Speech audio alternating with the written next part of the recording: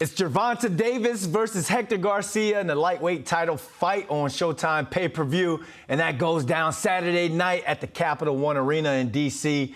New York Post boxing reporter Jared Schwartz got a chance to talk with Davis, so let's see what's going through the mind of Tank ahead of this fight, and we're going to get the inside scoop on the undercard. It's the casual boxer's Christmas. We've got some star power this time, and you got a chance to talk with Tank Davis. What's going through his mind ahead of this fight? Yeah, Brandon, it's really interesting. Gervonta Davis is as big of a star and has as big of a following as probably any boxer in the sport, and particularly in the lightweight division. But that lightweight division is a division that's probably become the most loaded and the most star-studded division in the entire sport, and almost threatened to push Gervonta Davis's spot out a little bit. Look, Gervonta Davis is 27-0. He's undefeated. But he's still almost missing that signature moment in his career, or that biggest fight, or that moment that proves that he's the man in this division and the best lightweight. In speaking to him, it seems like this is the moment he's ready to take that next step and really start this next chapter. He's already agreed to a fight with Ryan Garcia in April, which would be one of boxing's biggest fights of the year. But he's got to go through Hector Luis Garcia, as you said, first on Saturday. Look, Ryan Garcia is the big fight that will propel Gervonta Davis to where he wants to go, but he's not overlooking Hector Luis Garcia. He's returning close to his hometown in Washington, D.C. Davis feels like this is the start of a new chapter for him, a new era where he really starts, getting into some of the biggest fights that he has in his career. Of course, I talked to him before he was arrested for domestic violence and spent a night in prison. That throws a big wrench into the whole situation. He's been dealing with distractions. He's been dealing with out-of-the-ring concerns. Those will carry with him into the ring. He spent a night in prison. He spent the last week trying to clear his name and fight the allegations online. He's not entering this fight as he normally does with a normal training camp. He's been distracted. He's been focused on other things. That's definitely something to look for on Saturday night. Yeah, I can imagine that night in jail with a lot of things going through your mind at the time, but this could be that fight that he needs to get his mind off of it. And you were talking about Hector Garcia. He's no slouch. He's Ring Magazine's #2 fighter in the world. He's unbeaten as well. So what's his skill set, and how can he pull off the upset? You said it right there. There's probably no fighter in the sport right now better equipped for an upset than Hector Luis Garcia.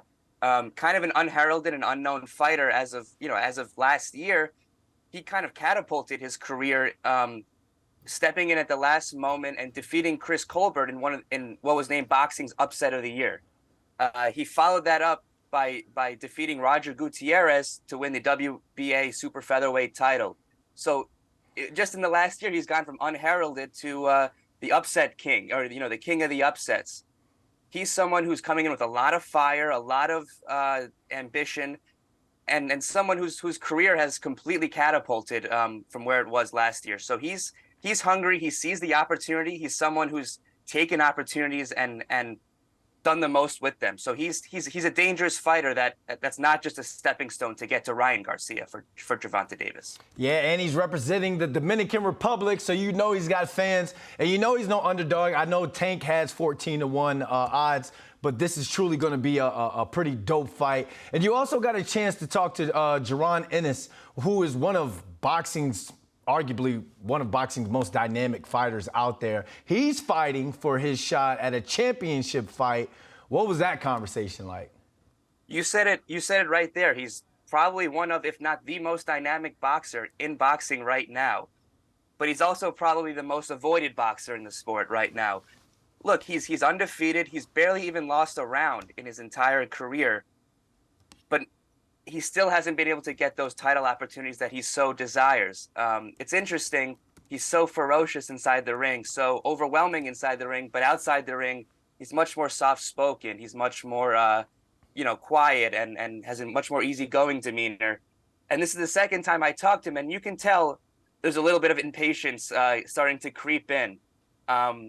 He was expecting to fight the winner of Errol Spence versus Terrence Crawford, who are both at the top of the welterweight division. Of course, their fight broke broke down and their fight didn't happen, which leaves Jaron Ennis waiting. There's not much left for Ennis to do to prove that he's capable of fighting these top fighters, to prove that he's deserving of title fights. At this point, all that really is left is the top fighters have to want to fight him. Interesting. I wonder if him being quiet kind of hurts the marketing aspect of it, because the loud ones are the ones that get the retweets. He did mention that, you know, he's different from other guys. He's not a trash talker. He's not big on social media. And he did go out of his way to say, if it comes down to that and I have to do that to get these guys' attention, so be it. He will. Uh-oh. All right. Well, got to get him on here to interview him, to let him talk that talk. All right. Last but not least, really quick, are there any other fights on this card that we should keep an eye out on? Yeah, just one on the undercard is Demetrius Andrade versus Demond Nicholson. Andrade is a former world champion, undefeated, but has kind of seen his place slide a little bit as he had to vacate his title, has taken some smaller fights. There's been a lot of talk about Andrade fighting Jermall Charlo next, and that after this fight, this will set up a fight against Charlo. Nicholson was angry about that in their pre-fight press conference. He said, hold on a second. He's still got to go through me. He's still got to beat me. And, you know, they're not respecting me. So that fight looks like there might be some fireworks in the ring. Well, it all goes down Saturday night on Showtime pay-per-view. Jared, thanks for joining us, my man. Thank you, Brandon. Appreciate it.